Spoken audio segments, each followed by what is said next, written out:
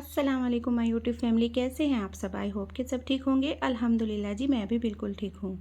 तो आज मैं आपसे कुछ एक ऐसे टॉपिक पे बात करूँगी, जब हम 14 एज के आसपास होते हैं तो हम किस तरीके से अपनी लाइफ को गुजारें। जब हम औरतें अपनी यंग एज में होती हैं तो हमें लगता है कि शायद हमारी एज ये अब ख़त्म ही नहीं होगी। पहले बचपन, फिर 15 एज, फिर 20s 30s, फिर उसके बाद आखिर हम अपनी ज़िंदगी का सफ़र तय करते करते 40s में पहुंच जाते हैं। 40 का नंबर कितना डरा सा होता है, कितना हमें डरा देता है ना। जैसे ही हम 40 की एज में जाते हैं ना, 40 के होने वाले होते हैं, तो हमें लगता है शायद ये कपड़े हमारे लिए नहीं बने, ये फ़ैशन हमारे लिए नहीं है, ये बैग्स हमारे लिए नहीं होने चाहिए, ये शूज़ हमारे लिए नहीं होने चाहिए। मेकअप ख़रीद कर अब हमें क्या करना है, हम तो अपनी 40 को एज को पहुंच चुके हैं। हालांकि मेरे हिसाब से तो अगर 40 को ज़िंदगी की नई शुरुआत कहा जाए तो बिल्कुल गलत नहीं होगा। असल में तो हम इसी उम्र में अपने आप को डिस्कवर करते हैं। 40 साल की उम्र में हम अपनी खुशियाँ कैसे हासिल कर सकते हैं, खुश कैसे रह सकते हैं, आज ब्लॉग में मैं इसी बारे में आपसे बात करूँगी। देखिए, सबसे पहले तो हम ये एक्सेप्ट करें कि आप 40 की उम्र की हो चुकी हैं और अब इस एज में आपकी एनर्जी, आपकी एबिलिटी उतनी नहीं है जितनी आपकी एबिलिटी 20s में थी या 30s में थी।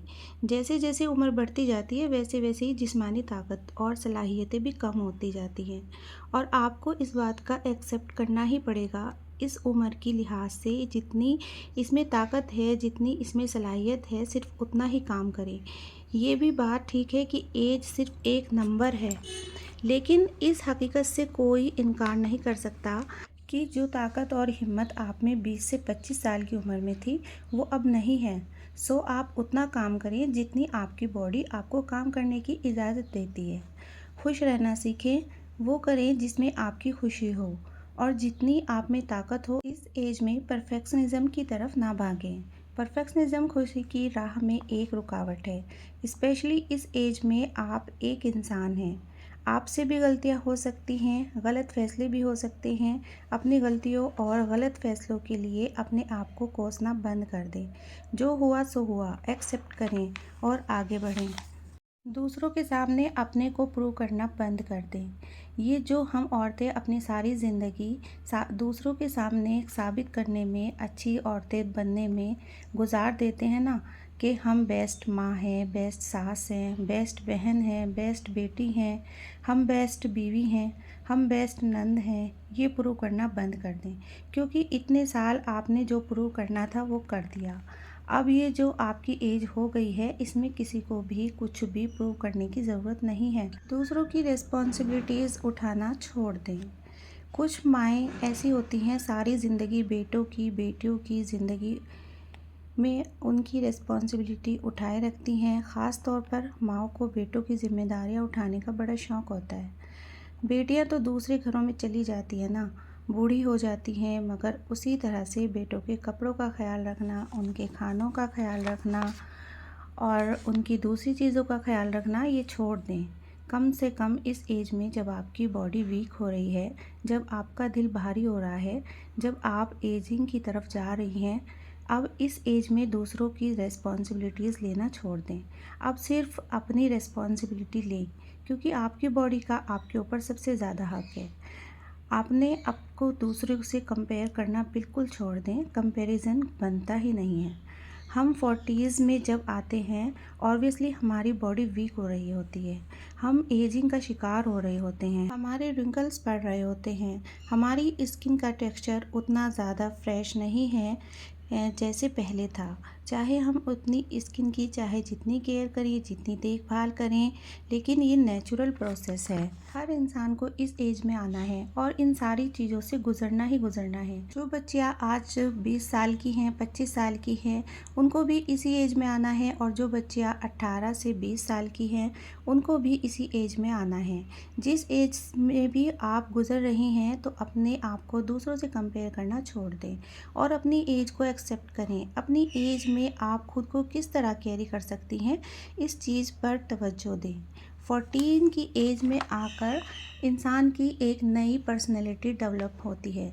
इंसान में एक ग्रेस आ जाती है और किस तरह एक औरत इस एज को कैरी करती है, ये बहुत ज़्यादा मैटर करता है। हमें फ़ैशन भी अपनी एज के हिसाब से करने चाहिए। अब अगर इस एज में मैं वो फ़ैशन करूँ, उन फ़ैशन को मैं अडॉप्ट करना शुरू कर दूँ जो बिल्कुल ही यंग बच्चियाँ करती हैं, या मैं बिल्कुल वैसे ही कलर पहनना शुरू कर दूँ जो बिल्कुल यंग बच्चियाँ पहनती हैं, मैं ऐसी ज्वेलरी पहनना शुरू कर दूँ जो बिल्कुल यंग बच्चियाँ पहनती हैं, तो मेरे ऊपर वो चीज़ें शूट नहीं करेगी, क्योंकि मेरी एज और मेरा फ़ैशन एक दूसरे को कॉम्प्लीमेंट ही नहीं करेगा। इस एज में सबसे ज़्यादा आपको अपनी सेहत का ख़्याल रखना है। ये नहीं कि अगर आप 40s की हो गई हैं तो अब आप आराम से बैठ जाएं।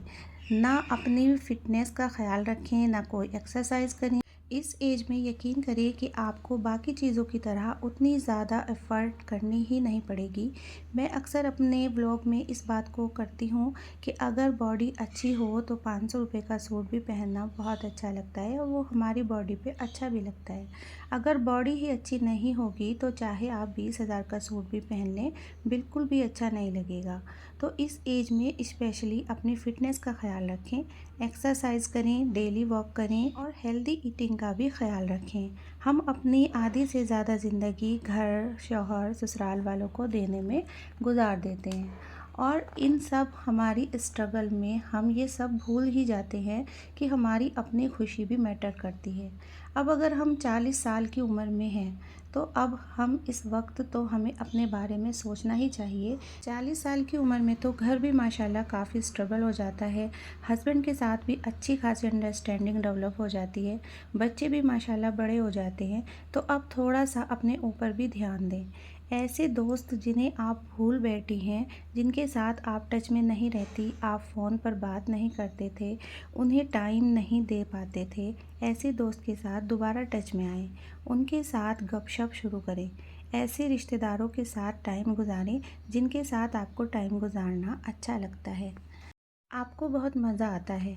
अपने लिए टाइम निकालें, शॉपिंग के लिए जाएं, फ्रेंड से मिलें, सैलून जाएं, वहाँ पर मैनी पेडी कराएं, हेयर डाई कराएं, यानी कुछ भी जिस भी चीज़ में आपको अपने साथ टाइम गुजारना अच्छा लगता है, आप उस तरीके से टाइम गुजारें।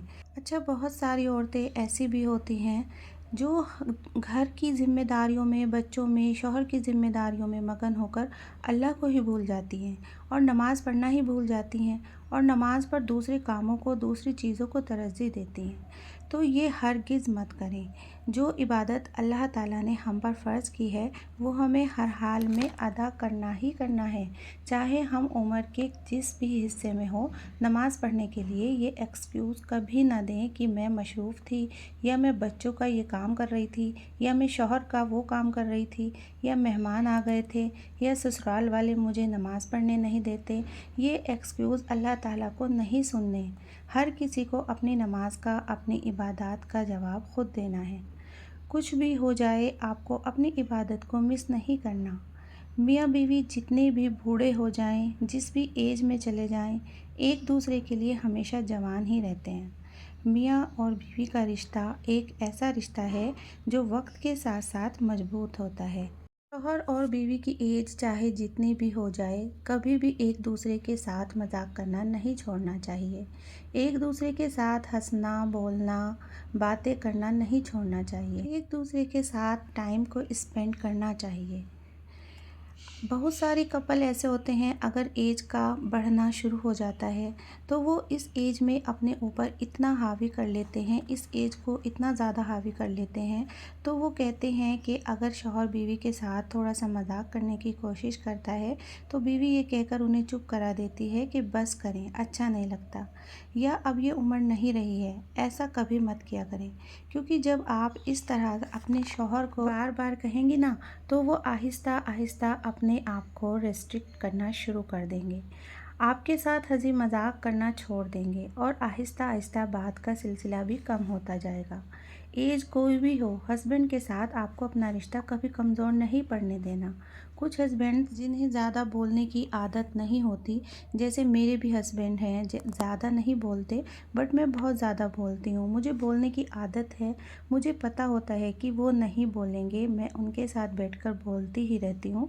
सब बातें शेयर करती हूँ, क्योंकि जब भी अपने हस्बैंड को कोई भी बात शेयर करती हूँ मुझे बहुत खुशी मिलती है और सुकून भी। मेरे हस्बैंड के साथ माशाल्लाह मेरी अंडरस्टैंडिंग बहुत अच्छी है। शादी कोई भी परफेक्ट नहीं होती, इंसान को अपने रवैये से अपनी शादी को परफेक्ट करने की कोशिश करनी चाहिए। जो हॉबी हमने अपने बचपन में अपने पास, जब हमारे पास वक्त नहीं होता था तो हम अपनी हॉबी को पूरा नहीं कर सकते थे, उस हॉबी को आप अब पूरा कर सकती हैं, क्योंकि अब आपके पास टाइम है, बच्चे भी बड़े हो गए हैं और ज़िम्मेदारियां भी आपने खुद अपने ऊपर से कम कर दी हैं।